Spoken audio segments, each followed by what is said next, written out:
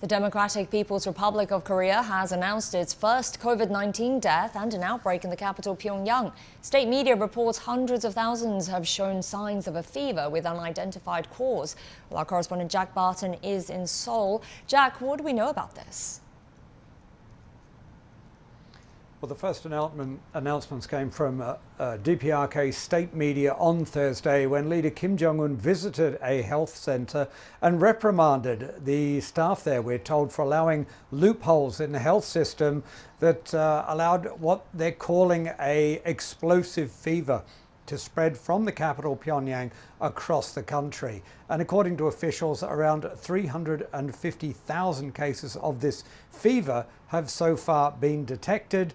We're not sure how many of these are COVID. There is some ambiguity about this, but we did hear that on Thursday there was another 18,000 cases.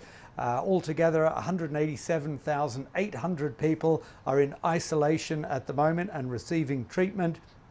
And Kim Jong-un, after visiting that healthcare centre, held a meeting, the first that he ever wore a face mask at least publicly, with images, and he announced maximum emergency measures. And that's believed to mean lockdowns right across the country, and he implored local officials at the local level to really take stringent measures in all parts of the DPRK. There are, of course, concerns outside the DPRK that this could have a serious impact because there has been zero vaccination. There are very few sort of measures in place to deal with this because so far, according to Pyongyang, it has maintained a zero COVID policy with successful results. So it's refused offers of help in the past. As soon as Seoul heard the news on Thursday, it again reiterated the offer for vaccinations, for protective gear, for masks.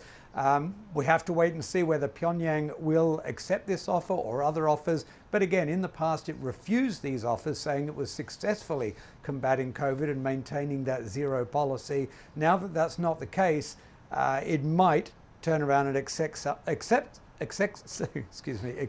of this aid. An analyst saying if that does happen, it might actually offer a small loophole for some diplomacy or a bit of light in the sort of the diplomatic darkness that we've had for the past few years. All right, thank you for the details. That's Jack Barton in Seoul.